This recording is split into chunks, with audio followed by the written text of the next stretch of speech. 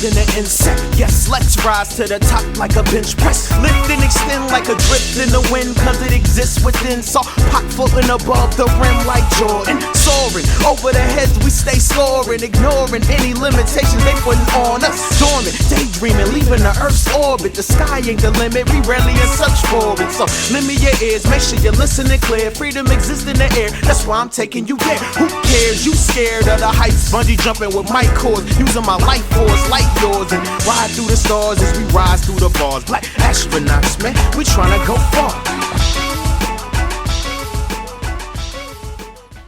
Yay. All right. So before we begin all the fun, if you are not 18 or older, sorry, you can't join us. You cannot sit with us. Hey, everybody. It is Ray, and you're listening to the Black Astronauts podcast. Today, I'm joined by Chris and Feeq. Say hi, guys. Hi. I almost said Chris and Lloyd. Can I do that? Hi. You don't watch Drag Race, and the answer is no. No, you don't watch Drag Race, so you know you can't. Is that from Drag Race? Yes, it Yes, is. it is. Let's not do this for like 6 months. Yeah, let's not do this. Let's get into the show. Let's get some housekeeping out the way so you get into the conversation, because I know we are excited to have the conversations that we're about to have tonight, and I hope that you guys are excited to hear us talk about it. So first, if you want to get in contact with the show, you can tweet us at BlackAstronauts1. You can email us at blackastronights@gmail.com. Leave us a voicemail at 502-498-8814. Again, 502-498-8814. You can find us on Facebook on the Black Astronauts Podcast Network page and group. We like it if you like the page, but if you really want to get the fun, come and join the group. Pending admin approval, you'll be added to the group, and you can see all the stuff that we sit in there and talk about any other time.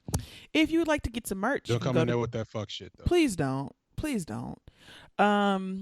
If you would like to buy merch, you can go to tpublic.com/user/Black-Astronauts-Podcast-1. There you can get some of our dope new merch that has our new logo on it. That's all nice and pretty and has Aaron's face on it. And if you would like to contribute to the show, you can join our Patreon, which is www.patreon.com/blackastronauts. And on that page, you can find a bunch of different levels to support the show. And there you get premium content, access to our archives, and a whole bunch of other things, which I will go into now.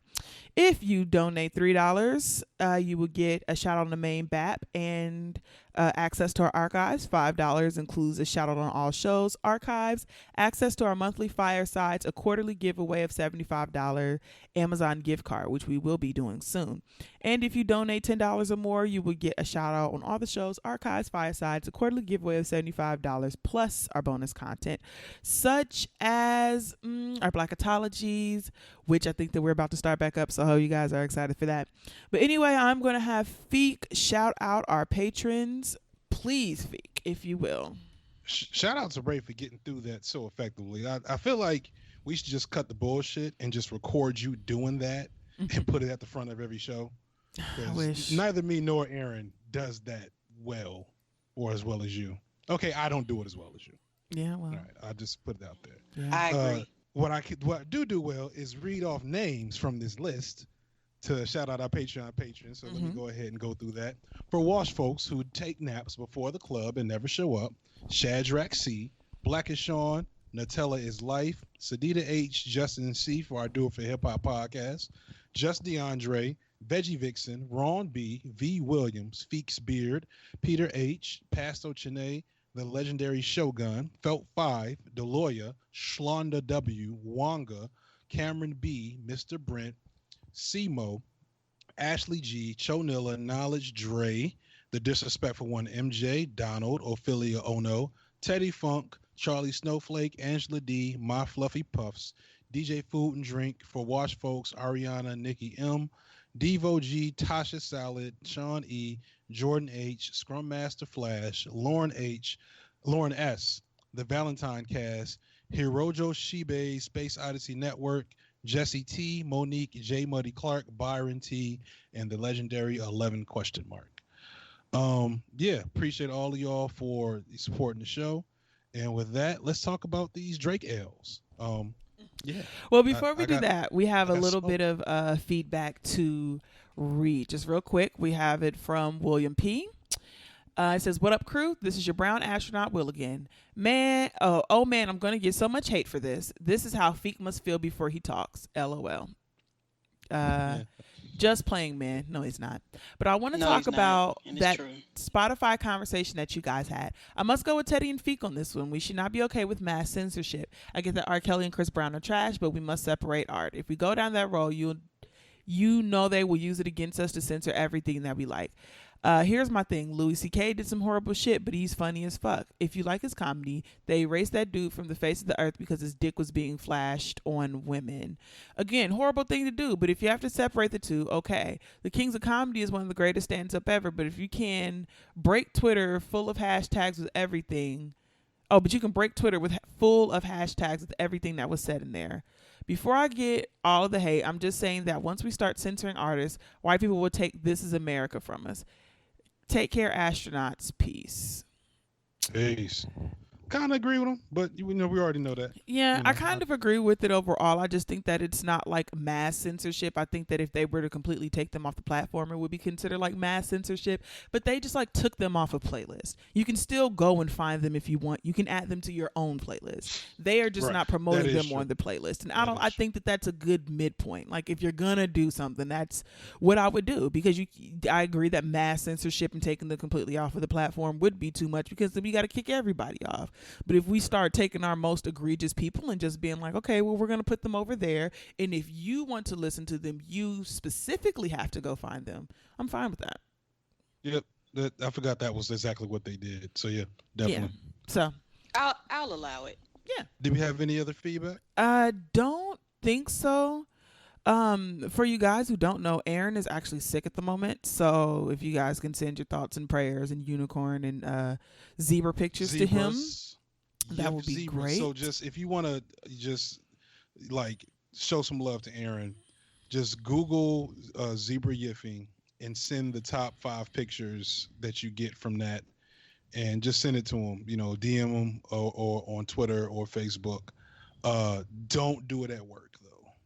Yeah, no, don't do that at work. Maybe do it like on your phone and definitely in a incognito browser. Yes. Do that, because you Just don't for- need that coming back up in your daily searches. No. So, yeah, you guys can send him love. He actually called me right before we started doing the show, like, don't forget to do the feedback. And I was like, Aaron, get the fuck off of Skype. So, That sounds about right. like, he's like, Or about wrong, whichever way you want to look at it. it was, you know that it happened. Like, I was just like, Aaron. It was the right thing to do. He could have put it in the chat or text me. That's all I'm saying. But no, he had to call on Skype because he's that person. Anyway, as Feeq alluded to before we got into our feedback, we have a ton of things to talk about. A lot of shit's happened since the last show. Feeq, take it away, man. Yeah, it's just this has gotten real deep and complex for me. I'm so on my feelings about this situation. Well, explain a little bit of what happened. You can kind of gloss over it, because I'm sure anybody who's not living under a rock knows what happened, but just so people are this aware. is coming out Friday, but we do have those people like Teddy that aren't as up on the pop culture and be busy. Mm-hmm. Long story short, last Friday, almost a week ago now, Pusha T dropped an album, and on the album he had a Drake diss.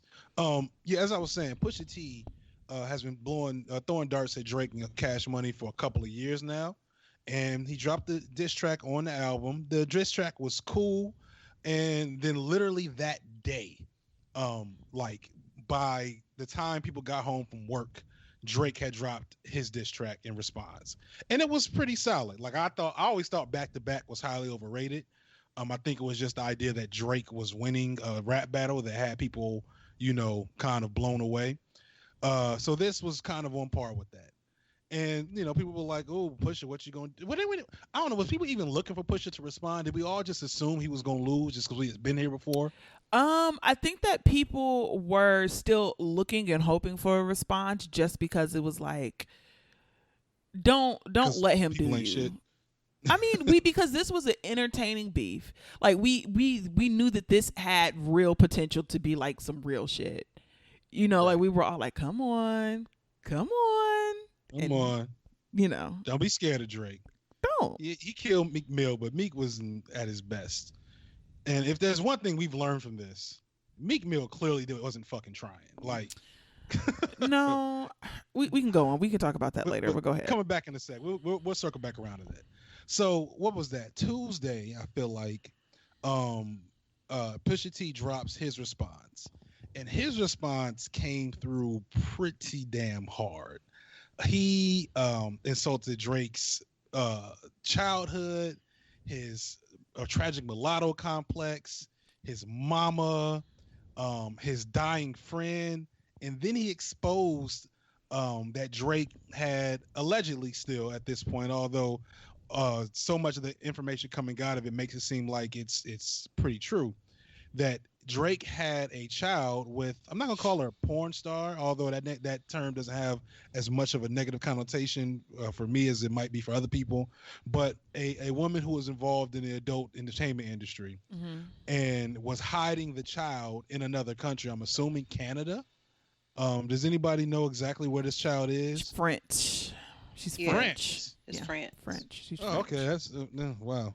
And this child is kind of hiding in France with this woman, and he's just kind of, that's just been on the low. And so the obvious response has been, oh shit, that's one of the ugliest, heaviest diss tracks that has came out, I think, since Ether. I don't think any diss track since Ether is better than this. I don't know. To be fair, 1 point, Krystal and Kid Fury said that Drake had a secret baby a long time ago before Pusha. So, And I will saying. also add in that Lipstick Alley been new. Yeah. So Which it is was part of what makes it. so sorry, it was go ahead. exposed to y'all. Right. Yeah. Right. Black women and black gay men know all the tea. Listen, we been new. Yeah, they been new. That makes sense. But that's also part of the interesting situation in that he exposed it after clearly there was some type of move or campaign that Drake did to kill that story. Because that should have been a big story. You know what I'm saying? The fact that the majority of people that are not the Reed fans or that's the Reed, right? Yes. Okay. That they're not the Reed fans, etc., are completely oblivious and were shocked by this information. Professional music bloggers were shocked by this information. It shows how good of a win that was. And then in the aftermath, Pusha does a couple of radio spots and just basically doubles down on his shit. Talks about how he doesn't feel like he went too far, which is a whole other subject. And the last thing that happened, which is the thing that really has me in my feelings, is Drake's response thus far has been a small press release. Oh, wait, because did you mention the blackface? Oh, because I didn't mention that the cover of the song has a picture of Drake in blackface, which is as Pusha would say, ugh. Ugh. It was. Listen, I want to get that as like a soundbite. Just ugh. Like I can't do it quite how he does it. And I'm gonna practice it. That's what I'm gonna be doing over the next couple days. It's gotta come from your soul. Like he legitimately sounds disgusted when he does it. And I don't know. I'm not that fed up with much of anything like that just yet. So Is that gonna be your summer project? it is. Like, listen, I taught myself how to whistle. I'll teach myself how to do that shit. Fuck y'all. Y'all gonna be sick of me. I'm excited. We're gonna say ugh when you start saying ugh too much. Just whenever somebody says something on the podcast I don't like, I'm gonna just do it. Right. That's gonna let us know to move the fuck on. So let's see. There's a lot to unpack, and I don't want to beat a dead horse because everybody's been talking about this, and it's very nearly run into the ground, I will say. So I just want to make a couple of points. First of all, if you guys haven't listened to the last Married to Shade that was dropped, you should listen because there was a very interesting conversation that happened on the show. Feeq, I need you to make sure that AJ listens to this because Feeq has the problem in which he's an academic Negro, so he has a tendency to add way too many words into his point. and that ends up making him like walk away from his point because he's adding so many extra words in. So I just want to take a moment to make Feeq's point a little bit better for him and explain my fascination and also a lot of people's fascination with this Drake beef. I too am a person who was hoping that somebody would come and diss Drake and there be like a rap battle between somebody and Drake, because I feel like one, he's due for it. I feel like any good rapper, like that's that's one of the things on your list. It's like you have to have a rap beef. It's just a thing, and it has to be a good one. It can't be some weak shit like Meek Mill where somebody said something to you, you slap the shit out of them, and it's pretty much over.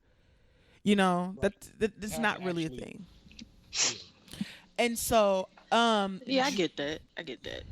I feel, and then the other thing is that the issue that a lot of people have with Drake, and I don't personally have an issue with Drake. I like Drake. I like his music. You know, if he was to drop a hit tomorrow, I'll be in the club jigging to that shit. You know, it's not, I don't Right. have a personal investment in the beef outside of like entertainment, because I like messy bitches. It's my thing, you know?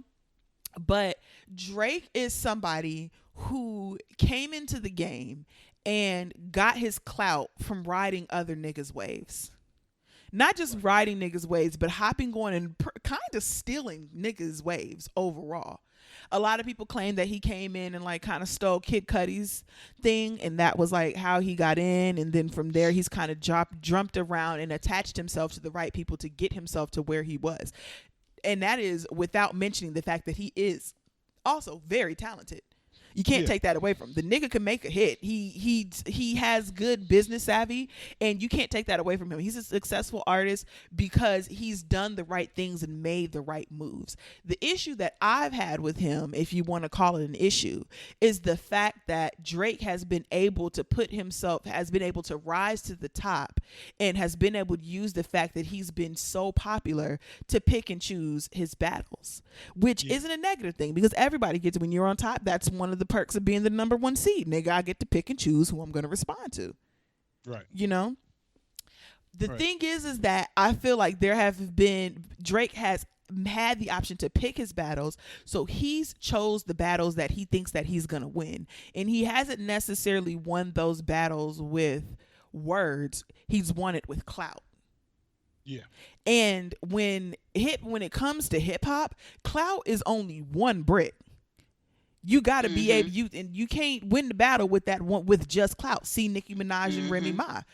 Nicki Minaj has all the clout, but she lost to Remy Ma because she cannot out rap Remy Ma. She cannot out diss Remy Ma, more because Remy Ma has more ammo, you know, and Remy Ma don't give a fuck. She'll, you know, be mean if she needs to be mean, which is another reason why I loved Pusha T, because I love a good old mean bitch. Well, she shot a bitch, so over stealing some money out of her. She was justified, in my opinion. I wouldn't have convicted her. That's fair. Somebody steal my money, I'd want to shoot him too. Listen, I wouldn't have convicted her. I would have been on the jury stand like, bitch, I get it.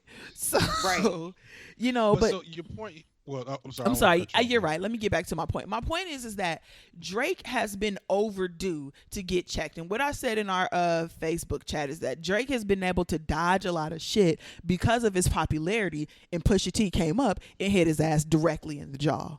And I like that. I like to see somebody, if you're going to take your hits and if you're going to get your belt, you're going to get it. I know that's Krystal. Krystal, please. I'm sorry.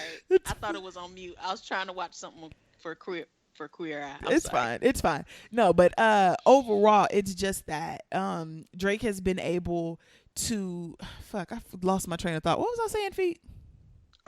Drake has been able to pick his battles. He punches based on his clout. Yeah, he's basically he kind of punches down, and I don't blame him from not, you know, going against niggas who he doesn't think that he can beat. But a lot of times his wins, if he's gonna win his belt, I don't know if that's a WWE wrestling reference, whatever it's called. If you're gonna win your belt, you need to get it honest. Yeah, and that's fair.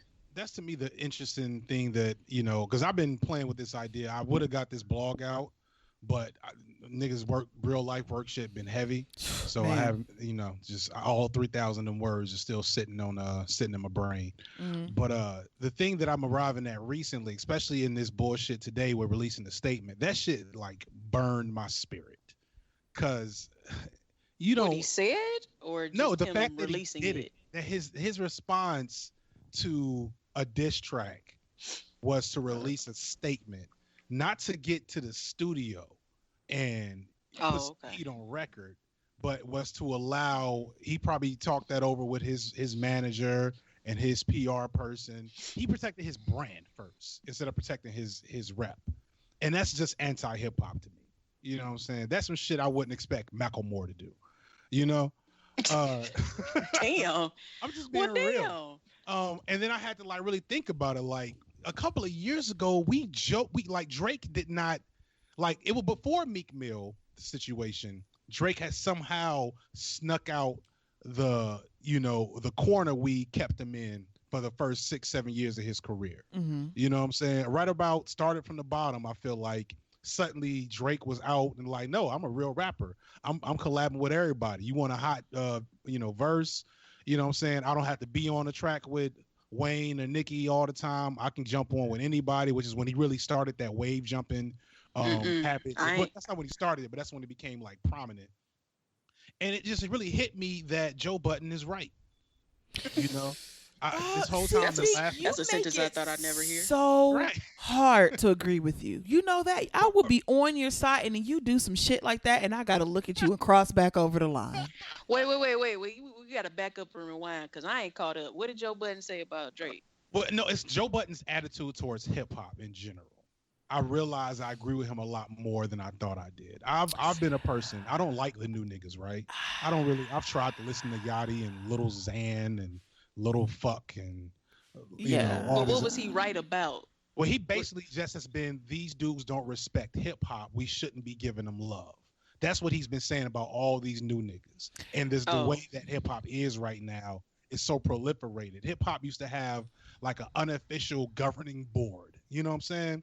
There was an unspoken code that existed where you couldn't be a top tier rapper, you couldn't be in the spot that Drake's in without paying penance to the culture, being controversial, speaking on issues. Like Drake has never spoke about any. Drake, it's 2018. Drake ain't said Black Lives Matter yet. You know what I'm saying? Like, think about that shit for a second. Which is fine with me because I've long since learned that I don't need celebrities to say shit if they're gonna be stupid. So just. But wait, okay. So 2 points. One, are you just saying that?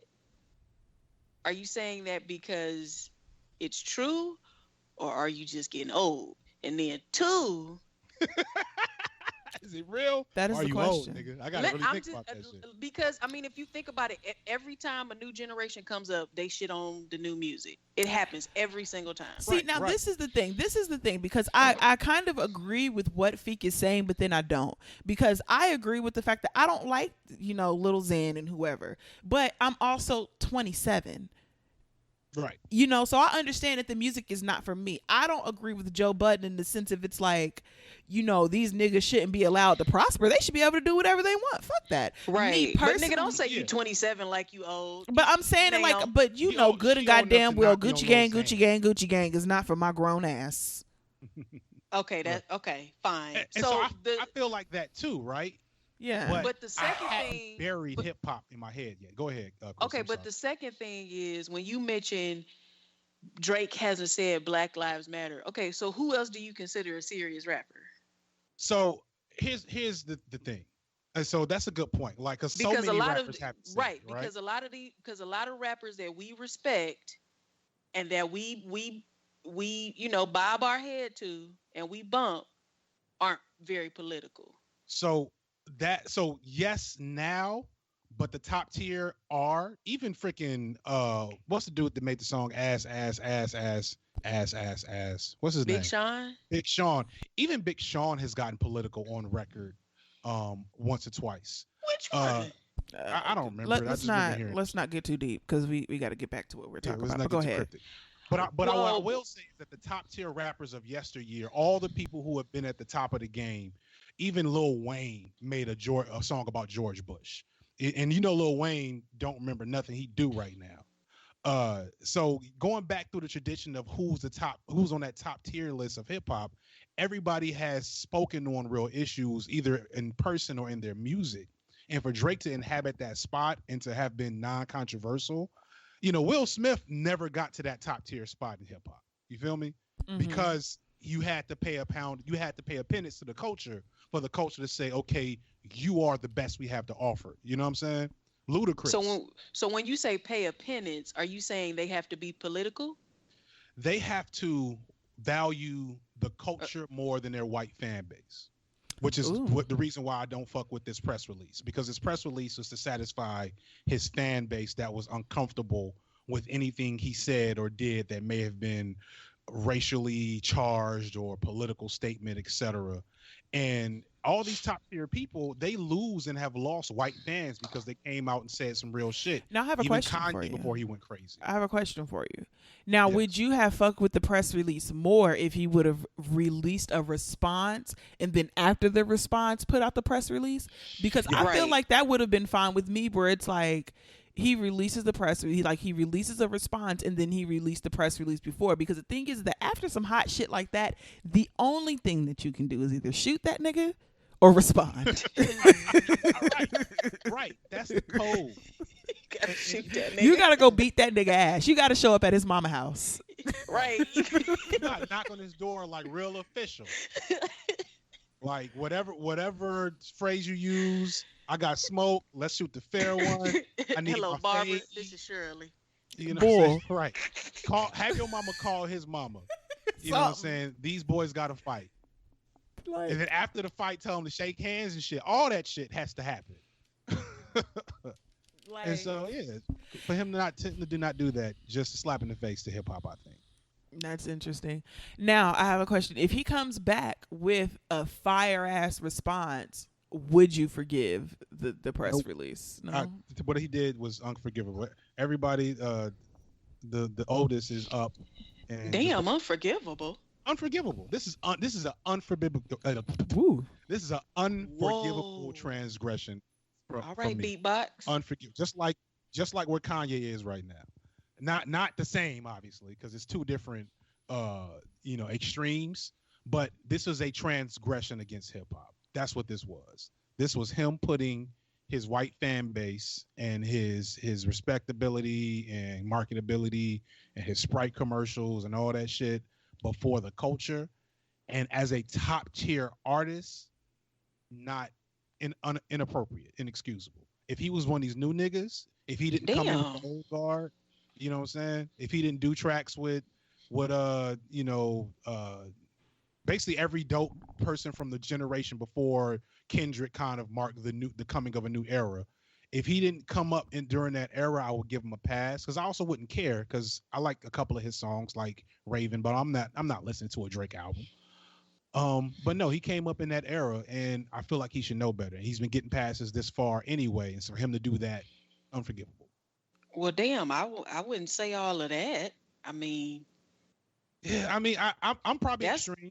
that's deep. Like, I just feel like you know him personally, and y'all had a talk before he released it, and he made you believe that he was gonna do something else, and then he lied to you and made the press release. And that's why I realized I'm in Joe Budden's camp all of a sudden. Like- like that don't was your tell people cousin. that, Feeq. Yeah, and it's sad because this is one of my first truly old nigga responses to hip hop.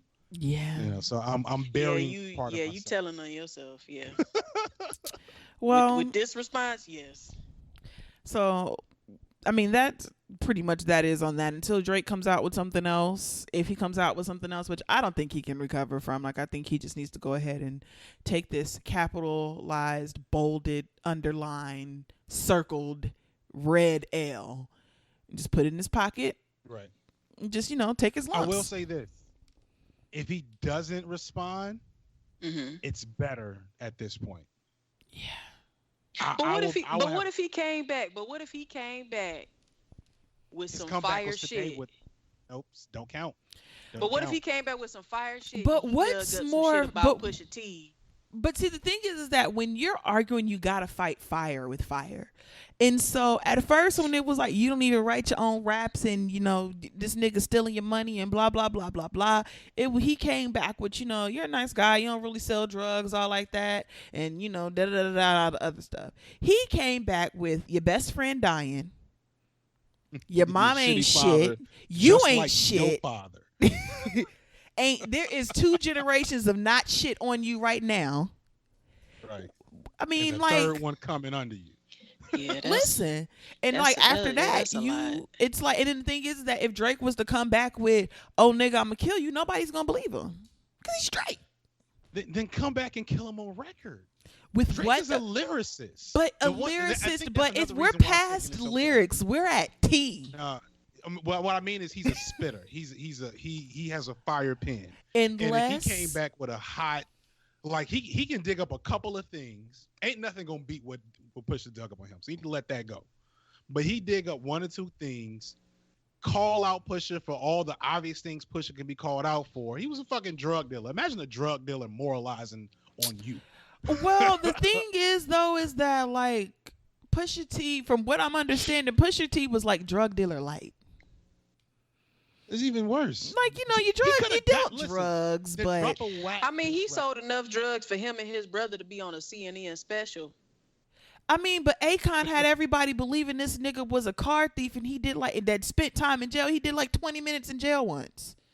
Yeah, Akon's mom. But we are still listening to Rick Ross talk about selling drugs. We know that nigga was a CO. Well, I don't know nothing about Akon. I never believed that he did anything. But you know what I mean? So- Like, I mean, but it's just one of those things where it's like, I mean, he can come back, but he's gonna have to come back with something real, like. And I don't think he really has anything that real on him, because the thing that Pusha T has to his advantage is that Pusha T is an older guy. He's old. And so he came up before the internet. So he kept a lot of his shit off of the internet. And in his years of like doing real heavy dirt, it wasn't really no internet. So anything that you can't really say nothing. And Drake has a long list of shit that Pusha T can still say. You remember Diddy slapped him? You remember some nigga pissed on him? Wait, what? I forgot about all these L's he's taking. Diddy like slapped him because he said that he took a did. beat for. Well, this is what Diddy says, but Diddy said that he like put his hands on him because he took Drake had a beat. I think it was started from the bottom, wasn't it? Or there was like a beat or something that Diddy was supposed to be doing a song on, and Drake ended up buying it and having a hit record off of. And then there was another time where he was like at an award show or some shit, and somebody got drunk and was like pissing, and some got on Drake, and Drake didn't like beat dude's ass over it. Like, there's a million and one things that you can do and say about Drake. And When the hell did Diddy slap Drake? I mean, A couple years ago. That's couple what I'm years ago. talking about. Like he's I definitely gotten missed this one. multiple passes. Yeah, I missed that one. yeah. And I made the analogy in the show. Drake is, and this is maybe me getting a little personal, but Drake is that popular nigga in school that you know ain't shit, but you can't say nothing because you don't have that social power to make that statement. Mhm. And that's what it is. Like, because he's been so hot, because he jumps on the wave before the wave starts. He was on a Migos track. Like, literally that freaking Versace track was like 3 weeks old down here in Atlanta. And then it just became Versace featuring Drake. And then people stopped listening to the rest of the song. Yeah.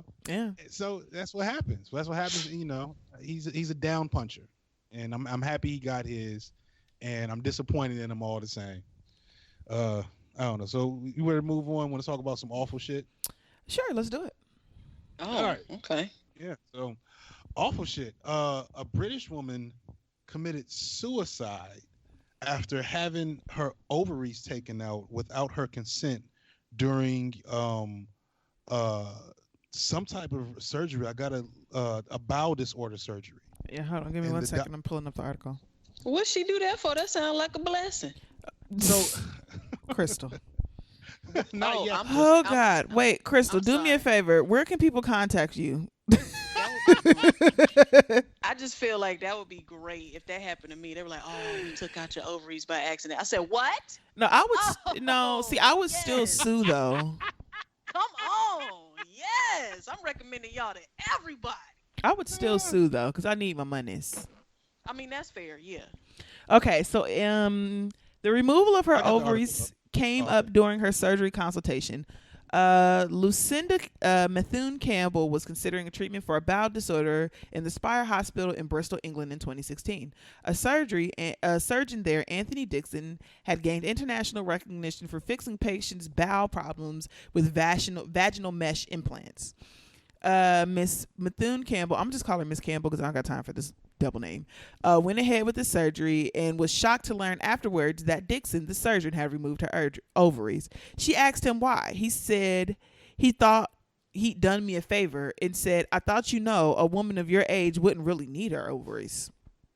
Ooh. Oh, that was rude. Oh, that's like how you come out your mouth to say something like that. That was how old was she? 58.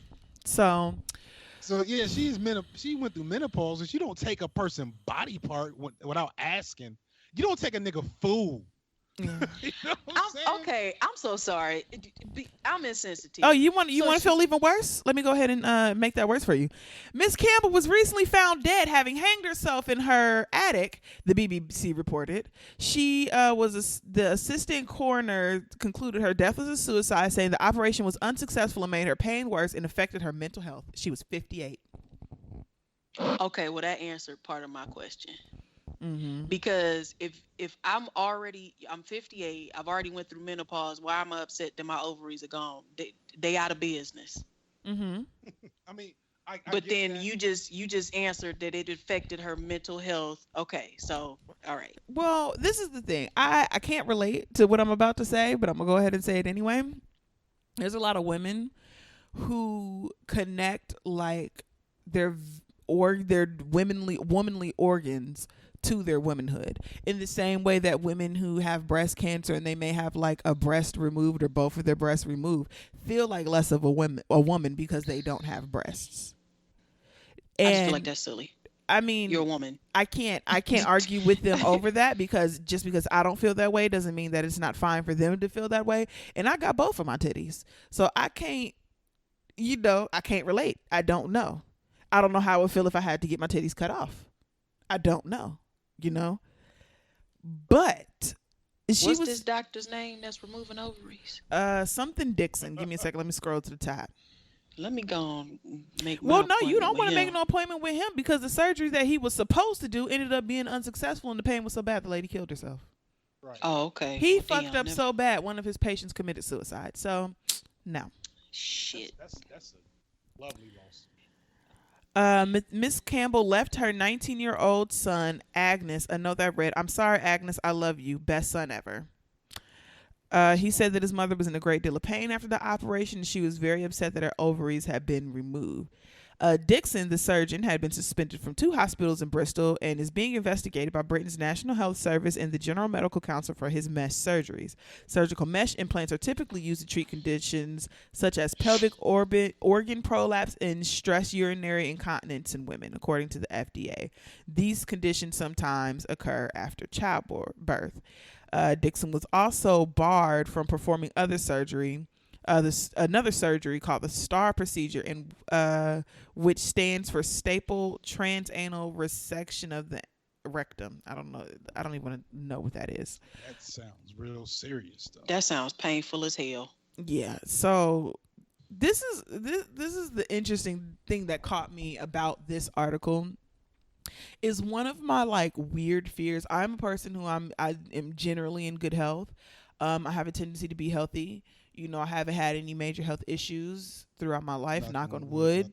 That it never had. That I continue to have this stretch of excellent health in my life. I am terrified that one day I am going to go to get a bunion removed and come back with no arm. How? I would like to know the same reason. I would like to know the same thing. This lady went to get some transvaginal mesh put in and came back with no ovaries. But I mean, that's in the general area. You talking about your foot and your arm. Yo, shit like that actually happens. That's like the thing, is that like people will go in and paperwork say, look, I want to get up. my right arm cut off, and like their left arm is cut off. Like it's rare, of course. Okay. But well, crazy shit happens. All right. Well, I guess yeah, that is believable. I mean, the medical It's one of industry my is it's is one of very my fucked up. irrational fears to like go into the hospital. Semi-irrational. Yeah, semi-irrational because it happens very rarely, but that's one of Yeah, my I don't think semi-irrational that's too fears. crazy. I don't think that's too crazy. And then to think of the fact that I came to this doctor for a procedure that was supposed to help with some pain or whatever issue that she was having, and not only did I come and you made it worse, but you took my motherfucking ovaries with it. How dare you? How dare Right. everyone? The irony is actually hard to get your ovaries removed. Patriarchy and all that. Like a lot of doctors you have to like really convince them. In some states and areas, you got to like sign 85 different papers. And, Man, do all kinds of shit. And all you got to do in England, though, I see is hit up Dr. Dixon, ironically named Dr. Dixon. He will just take listen. them shits because they were in the way, and I didn't think you needed them. Hey, Wow. listen. Anybody that's listening, if you know a doctor that will remove your ovaries that has not been suspended from 2 hospitals, please contact me at ask_Chrissy@yahoo.com. Please and thank you. Yeah, that just really blew my mind because I'm just like, you know what? See, and just when I convinced myself that Raven, you be tripping, that ain't gonna happen. Here we go. Here we go. It's exactly what happened to somebody else. A damn shame. I hope that her So family. if you had to go, What? I'm sorry. Go ahead. Oh, I was asking you. So if you had to have surgery and the doctor said, "Listen, you're gonna have to have surgery on this," you wouldn't go? Yes, I'm gonna go, but I'm definitely gonna write Oh. like on my body, cut here. Don't be cutting the eye. It'd be Sharpie all over my body. Nope, You gonna not get here. Sharpie. Don't cut right here. Nope, that ain't what Yo, I'm here actually, for. That's they actually do that. Nope. That's how they do it in surgery. I They will put an write. X on I the will part of have the body. somebody write on my chest in Sharpie my name, my birthday, and what I am there for. Don't fuck this up, please. Please, because you know what? That would be the start of all the medical problems in my life. Been doing good, had a good run, 27 years. Came in to get a bunion cut off, and shit ain't been right since. That's fair. That's not a completely irrational fear. I don't think. I mean, or even the things like doctors leaving like sponges and meshes and tools and people, nigga. Mm-mm. Yeah, that's something I'm afraid of. Or like, did you hear about that doctor who got into trouble because there was videos showing of her like dancing and partying That was and out shit? here. So at first I was like, man, they overreacting. But then it was, so I don't know. I'm still not fully bothered by that. But Yeah, I don't feel get it. like What's wrong people with her dancing died. surgery? I feel like people died in her care, and so now it's like, did No, people? there was some like problems with like some of her patients, but doctors, that's like normal. Like doctors are weird. That's a weird profession where you are doing some really important shit, but like you're Yeah. going to fail and people are gonna die a couple of times. Yeah, I mean, You know? it's a science, and science is imperfect. But the question then becomes, did these Start failures dancing. happen because you were doing the fucking wobble in the operating room instead of doing what you were supposed to be doing? And that's my whole thing. Because, like, even though in theory I wouldn't mind a doctor, having a good time in a 14-hour surgery, bitch, if anything goes wrong and I find out that your ass is in there pop locking instead of doing what the fuck you were supposed to do, it's going to be me and you. Well, see, I mean, because I'm thinking like doctors, especially surgeons, I'm gonna be in a surgery for 14 hours. I need something to relieve this stress, this tension. I Listen need to minute. a podcast, bitch. Don't be in there fucking starting a Soul Train line with my body cut open. Yeah. What's fucked up is that she was actually a dermatologist. I don't know, something's wild with surgery. Wait, what? Like something's wrong, like something's wild about surgery where if you're a doctor, but like you don't have to train, you don't have to go to medical school to become a surgeon. Like dentists become surgeons, fucking dermatologists, all these motherfuckers become surgeons after taking like a weekend course and shit. That's what Wait a happened to minute. Kanye, Mom. Y'all ain't know that? Wait a minute. I don't think that sounds right. As a person who's seen almost every episode of Grey's Anatomy, Here you go, I just bitch. feel like Somebody Google that real. I'm pretty sure the surgeon that worked on Kanye's mother, that was out of the country, wasn't it? No, I think that was in the She do a country. show- I just feel like there's more. I'm pretty sure that there's. I know that like you don't have to. Requirement. I don't think that you have to go through like a whole bunch of. You don't have to necessarily study plastic surgery to become a plastic surgeon. But that's like, I'm just saying, though. That's no. You need to study that shit. But you have to know how the body works. So I'm pretty sure they wouldn't just grab a dentist and go, "We need a surgeon." Come on, Dr. Teeth. Listen, I don't know the.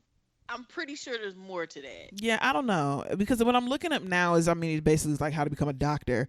But from what I'm understanding, because what it says is becoming a surgeon is a lengthy process, which requires undergrad, of course, and medical school and the residency, which I feel like is for most doctors. Like, that's just how you become a doctor. They continue their education process throughout their careers to maintain licensure in informed medical advances. I don't know. I really don't know. I actually know some people. I think I know an ER trauma surgeon. I'm going to ask her what she had to do to become a surgeon. Yeah, I've heard. So this is, this ain't verifiable shit. Yeah. But I'm pretty sure I remember hearing that Kanye's mom's surgeon used to be a dentist. Like, was a dentist. But she was also getting plastic surgery, and I feel like that's kind of the same thing. Like, you don't necessarily have to be like a medical doctor to become a plastic surgeon.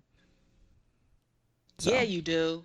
I don't think you do. I mean, you have to be a medical doctor, but like, there's a ton of different types of medical doctors. How the body works. But you learn how the body works when you're a fucking doctor. Like, when you're becoming your regular ass doctor. Like, I think that what Feeq is trying to say is like becoming a surgeon isn't necessarily specialized to just like doctors that work in hospitals. You can do what you do to become a surgeon, but still, like, you still go through medical school the same way. Like, I mean, shit, even psychiatrists go to medical school. It doesn't make them a fucking surgeon.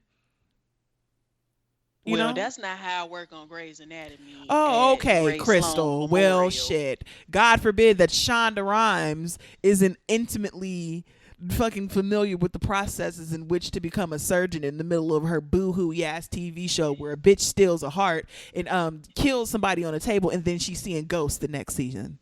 Listen. No, we're not doing this. Next topic. No, it was not. It was awful. Next story. We are going to talk. What is the next story that you want to talk about? I'm trying to see what else, because Feeq was the one who was running the what's it called? Gee whiz, hold on. Give me a second. What we were going to talk about next, because Feeq was the one who was doing the list. Oh, here we go. So in France, there, for whatever reason, was some little white boy hanging off the edge of a balcony. And there was a video that surfaced on the internet of this man basically climbing up the balcony, climbing up 4 stories worth of balcony, and pulling the little boy back onto the patio, henceforth saving his life. The man who did it, I'm going to butcher this name and I apologize in advance, is Mamadou Gassama, who is from Mali, and he's a migrant in France, and people videoed him saving the little boy's life. And in response to that video, he was offered citizenship and a job as a fireman in France. Yay. So shout out to he him. didn't just climb up that building. He just glided. Like, he walked up that building like it was nothing. Like, on some full-on parkour shit, to be honest. Like, yeah, that was nothing for him. He's been practicing that his whole life. You know how you watch like a Jet Li movie and you be like, nobody does that. Like, nobody does that. Come on. You know? This nigga did it. Definitely did it. It was so smooth. He was just like, oh, there's a child hanging on there? All right, let me go and get it. Like, what? You know how it's just one of those moments where you're just like, I've been waiting for this moment my entire life. Here we go. Like, I watched the video a couple of times and I was just like, what the fuck? It would be like if I was walking down the street in Las Vegas and the guy was like, if you can answer this question about RuPaul's Drag Race, you'll win $1 million. Like, this is the moment I've been waiting for. You'd be like, oh, bitch, here we go. I got this. Lay it on me. So, yeah, shout out to him. See, the thing is that when I first heard this story, and this is how you can tell I've been in America for way too long. Because when I first heard the story, I would have been like, you know what? Would I have saved the child? I don't know. I wouldn't have climbed up there. First of all, because I'm afraid of heights and I can't do anything that young man did. But I was thinking like, now he done did all that as an immigrant, as an undocumented immigrant in that country. And what's going to happen is they're going to identify him and they're going to ship him out of the goddamn country.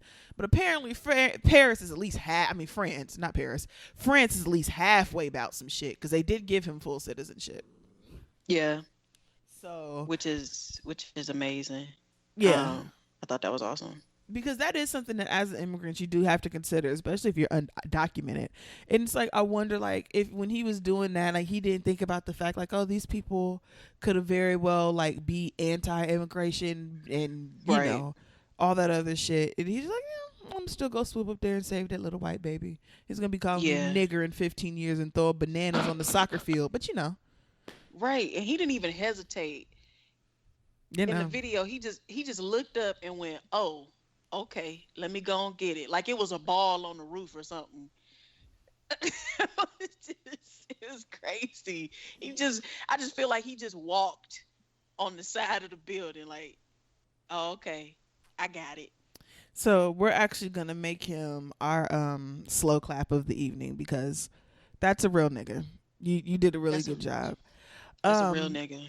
Also, geography lesson for people who don't know, Mali is in Northern Africa. Yes, it is. It's right below Algeria.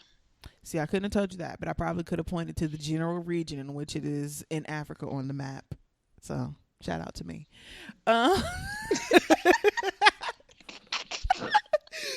Okay. Let's talk about this last story because I am like, you want to talk about some electric slide type shit, like, when I read this, I was ready to go into the bathroom and do the booty call at work. Like I was like, yes. Oh, Roseanne Barr has tweeted the tweet that has finally cost her everything, and I'm so excited, and I just can't hide it. I'm about to lose control, I'm back. And I think I like it. Well, that's good. Yes. So Roseanne Barr decided to tweet out a racist tweet, as she is one to do because she is a flaming, dragging racist. Mm-hmm. And this time, oh damn, that's gone for real. What did she tweet? She was tweeting about somebody on the Obama administration. I can't keep up. Valerie Jarrett. There we go. I know her initials are VJ, but she tweeted something along the lines of like, what was it? She said, go ahead. She said an ape plus the Muslim Brotherhood created a baby or something like that. Yeah, if they had a baby, it would equal her. Yeah. And so ABC made the decision that was the straw that broke the haters' camel's back. And they pulled her show, and many networks have also pulled the reruns of Roseanne off of their network. And including CMT. Yeah, girl, CMT. You know how wrong you gotta be to have CMT pull your shit. Do you realize how bad you have to fuck up for CMT to be like, you know what? You know what type of terrible white you have to be? Because if I had to guess that there was like a network that was like a Trump supporting gun toting network, it would definitely be CMD. Although I will admit that I did used to watch the Dallas Cowgirls cheerleading show. They used to come on CMT. I loved that shit. But that's besides the point. You for that. Whatever. It was thrilling. Anyway. CMT pulled it. Who else? I don't know who even shows Roseanne TV shows because I've never watched Roseanne. Roseanne was definitely that TV show for me where I was like, cartoons are off. Right. But I forgot. It was I think it was about 4 or 5 networks. I just remember seeing CMT and I went, oh damn. You done fucked up. Not CMT. So you done fucked up. In that time, some of her co-stars have come out and just kind of been like, no, she doesn't reflect our views and blah blah blah and stuff like that. And then there of course was some people who were caping for her because they were like, oh no, she's a really nice person and she's just having some issues and she just needs compassion. One of those people was Kathy Griffin, who I will get back to in a minute, and also Jimmy Kimmel, who can suck a dick. No, because that's too good for him. What can Jimmy Kimmel do? He can step on a Lego. I'm gonna go with a push pin, like a tack, something sharp. That's because he deserves it. I've had a little bit of heat for Jimmy Kimmel ever since he cried over that fucking lion. Like ever since then, I've always looked at him like, okay, bitch. Ever since then, I've always kind of looked at him like, yeah, I'm officially over you, you know. Even though I will admit that his celebrities read mean tweets and his thing every year with the kids when the people lie to their kids about eating all their candy, I think that's hilarious. But other than that, the Halloween candy. Yeah. Fuck Jimmy Kimmel. So, and he's best friends with Justin Timberlake, so super fuck him. And so he kind of came out and was like, at this time she needs compassion because the Roseanne I know and all the things that she's been through and and all that other stuff. This is the thing. As everyone else that I've listened to, all the podcasts and everything that I've listened to have stated, first of all, I don't feel sorry for any fucking body but the members of the actual crew. And by the members of the crew, I mean the camera people, I mean the niggas who hold the boom mics, I mean whoever cuts up the grapes and shit for craft services. I feel sorry for them because even though you do kind of know like what set you're going to be working on, those people have way less of an option of what shows they will and won't be working on. Not necessarily because it's like, oh, the people just say, hey, come do this. But at the end of for them, a check is a check for real. It's not like John Goodman where he can just be like, I'm not doing it and y'all can work around me and I have the money to sit back and not do it. These people, a check is a check is a check. This is work. Mm-hmm. You know what I mean? And so I feel sorry for them because they are out of money due to the fact that this bitch can't keep her mouth closed. I don't feel bad for any of the cast. That's a lot of people out of work. That's a lot of people out of work. The cast, fuck them. I don't feel bad for any of them because they knew what was up. You could tell they knew what was up. Like, fuck them. You knew what type of person she was, and you should have had a come to Jesus meeting before they aired this shit and said, listen, bitch, we know how you are. I'm going to need you to check that shit at the fucking door so we can all get a check. And no, not even that, because, I mean, and of course I'm black, so it's a little bit different for me. I wouldn't have been able to work with it. Y'all are going to have to write me out. Figure it out. I died in a car crash. I don't know. I'm not here. Right. I'm not being a part of it. No. Right. Well, I'm talking about if I was them. Like, obviously, because Sarah Gilbert came out and said, it's a shame that, we have to lose a show that we really believed in and we were really proud of. What did she say? Because of one person's action. It's like one person's actions who don't reflect. Views. And I'm like, bitch, what are you talking about? What were you proud of? Because you, like I said, you knew who she was. They kept in contact with her. And I know at least Sarah Gilbert kept in contact with her. And it's just like, oh, go ahead. I'm sorry. I'm sorry. I'm just getting. No, you go ahead. Go ahead.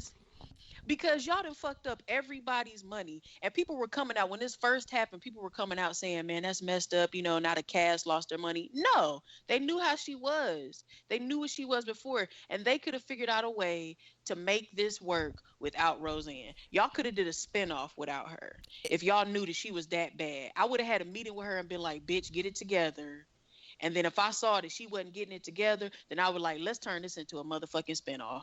See, but my big thing is that it's not even like the show that they were producing was like the old school Roseanne, and then just in her free time, she was a crazy Trump supporting nut job. No, this bitch was a crazy Trump supporting nut job on the show. That's who she was on the show, and that's who she was in real life. So what exactly were you proud of? Right. Just like, why did you think that was okay? And then I'm kind of iffy on Wanda Sykes because, like, why did you sign up for this project? What were you thinking? And you, as a black woman, you sat here and you went, oh, okay, this is cool. This works for me. Now, you can sign off on the, before the show got canceled, right after Roseanne had tweeted that, she said, I'm no longer working on this show. So, all right, kudos to her. You get 2 little points. But you were one of the executive producers. You knew what the hell was going on. And you read the script. Mm-hmm. You knew what the concept was. And you still said, okay. Yeah. I mean, and if I'm not mistaken, wasn't Wanda Sykes in the middle of some flim a little while back regarding her baby? And everybody was kind of asking, like, why did you adopt a white baby or some shit like that? I don't know. I would have to look into it. But I do know that Wanda Sykes may or may not have been attached to some bullshit a little bit while back. I'd have to look into exactly what it is. I mean, I don't know. And it doesn't really affect me or my opinion of her very much, just in the sense of, it's like, I mean, you signed up for it, and I don't know if you thought that maybe you were going to be able to make the show funny or to make the show good, which, I mean, because I can understand it. And Rod on The Black Guy Who Tips said this before, and it makes a lot of sense, where it's like the show American Dad, where he is, the joke is that it's absolutely absurd. You know what I mean? Everything that he's doing, everything that he's thinking, everybody knows that this nigga is nuts and he's tripping. And so everything that he accuses people of, or everything that he does, is absolutely ridiculous, because you know in your heart of hearts that he's wrong. Right. It's framed to make fun of him. Yes. His views. He's the butt of the joke. And I haven't watched any of the new Roseanne, but from everything that I've understood about the show, that is not the situation. No, I haven't watched it. But I'm not what going I've to. seen, the tweets and the descriptions of the episodes that they were airing, I was just like, this is not, nah. Because they did an episode, didn't they, of like, we think our Muslim next door neighbors are terrorists? Yeah. She thought that the premise of the episode was that these new people moved in next door to them, and she thought that they were building a fucking bomb. She thought that they had a bomb. Mm-hmm. And it's just like, what? But y'all wouldn't air the fucking episode of Blackish where they were talking about the NFL players kneeling? Right. Exactly. Really? And see, the thing of how American Dad would have did something like that was where he would have went through the whole episode convinced that it was a bomb, and then he would have broke in and like try to expose them, and it turns out that they was, I don't know, building fixing their refrigerator. Yeah. And he goes through the whole, well, I guess I was wrong. And then at the end, it turns out that they really are terrorists, and they really were building a bomb. He just came in at the wrong point, and boom. You know what I mean? Something like that. That would be kind of how American Dad episode will go. They didn't, it doesn't seem like that's what they were doing on that Roseanne show. And so I don't understand what everybody was so proud of, and why everybody is trying so hard to save this fucking show. I don't understand why y'all agreed to do it after you found out that the show was going to be about the fact that she's a racist Trump supporter. I don't get it either. And I'm talking as a person who actually knows one of the executive producers. And I was like, ooh, soft flex. It was. Don't hurt him. Like, when I found out that she was working on there, I was like, okay, girl, good for you. And then I was thinking to myself, and then I found out that they were going to make her a Trump supporter. And I was like, why did you sign on for this? What did you ask her? I didn't ask her that. I wasn't going to touch that subject. Mm-hmm. I was just like, I was quietly sitting back, and I said, let me see how this pans out. It did not pan out well, my girl. It didn't pan out well. And I was nervous about speaking out about it because she follows me, but I was just like, fuck it. Wrong is wrong. And if you're going to be mad at me, I mean, you got to be mad at the truth, my nigga. Right. So, whatever. But, yeah, I just don't understand why. I just don't understand why so many people who you think got sense would sign on for this. Yeah, and the thing is let me get this lady's name real quick. And I think it's because I think part of it, especially from like Wanda Sykes' point of view, I think maybe she was signing on to it because she was hoping that, okay, I'm gonna let them do what the fuck they want this first season, but then I'm gonna slowly start writing in some important stuff. I highly doubt that. Fuck that. That's giving way too much grace to somebody who hasn't earned it. I don't know. I'm just thinking that I'm just trying to speculate on where her mind was, why she would sign up for this. Like maybe she thought, okay, well, I'm gonna sign on to this, and then I'm gonna try to flip the script and slowly integrate some better writing. You're giving a whole lot to somebody who hasn't proven that that's what they were doing. Okay, you're giving a lot. I'm sorry, Wanda. You tried. So, we're gonna go ahead and end the show with a sit your ass down, and this is related to the Roseanne conversation. Meet Channing Dungey, the black woman who put. Give me a second. Let me lift up the article. Well, anyway, her name is Channing Dungey, and she is a executive. I'm trying to get her exact position, but of course, my internet. I thought she's the president of okay, ABC. Sure. She is we'll go with that. She is the president of ABC. And because I really was like trying to pull up the article while I was doing it, while we were talking about it, and it just refuses. Great job, Black Enterprise. Your website is slow. Anyway, she is the president of ABC. One second, let me yell at my dog. Okay, thank you. Sorry, I had to yell at my dog. She is the president of ABC, and she is getting props and is responsible for getting Roseanne pulled off the air. The reason why she is my sit your ass down of the week is because, bitch, you're part of the reason why I was on the air in the first place. Channing. That's fair. You should have never let this shit go. And on top of the fact that she was probably involved in the decision to not air the Blackish episode that had to do with protesting and football and things of that nature. So everybody wants to give her flowers because she's the president of ABC and she's a black woman. But I'm telling her to sit her ass down because you can't take your props without taking your L's. And That's even true. though you're getting your props for getting rid of the show, you were also a part of the reason why it was on the air. And so, sis, for that, you got to sit your ass down. Oh, wait, another sit your ass down goes out to Roseanne because she tried to say the reason why she was racist is because of Ambien. Yeah, girl. Now, and then Ambien came out and dragged that ass. And the dictionary. See, and this is the thing. It's like I know a lot of people who have taken Ambien, who still take Ambien. You know, I understand that it has its uses, and there are plenty of side effects with Ambien, and there are some pretty fucking wild ones.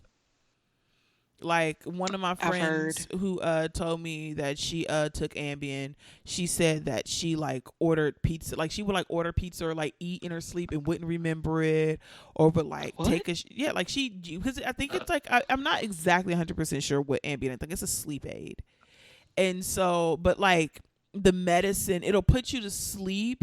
I don't know how it works. It's some sciencey shit. This is why I'm a podcaster and not a doctor. Okay. But anyway, like I know people who have done like I've been on, and like my one friend, she would shower and like wake up in the bed and like, well, she'd wake up in the morning and she'd be ashy as fuck. She doesn't understand why, and like her pillow would be wet and everything like that because she would just like get out of the shower, walk out of the shower, and get directly into her bed.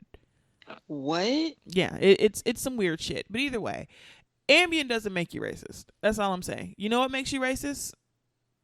Racism. Being a racist makes you racist. Yeah. So Roseanne, you can also sit your ugly ass down. Mm-hmm. I hope you choke. Sit that ass on down. And then she a fucking stunt queen. Because at first she said she made that little half-ass apology. Mm-hmm. Then she said, "I'm sorry, I'm leaving Twitter." Bye. And then her ass didn't leave. I mean, but that's a lot of people.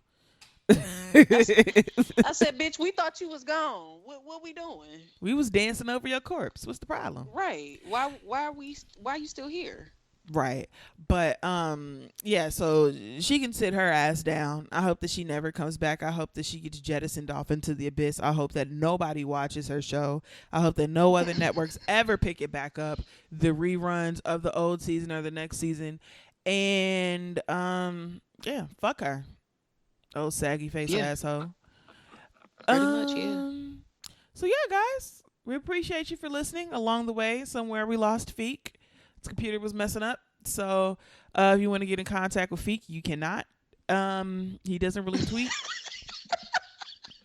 Like, say it like Yeah, I mean, you can. He doesn't really tweet. I think his Twitter is Feeq_Blurtman. If you, want to give it a shot, you can contact him in the Facebook group. But I guess that's really it. If you want to get in contact with me, Ray, you can find me all over the internet at This Say the Jerk. I don't think we did this at the beginning of the show. What about you, Krystal?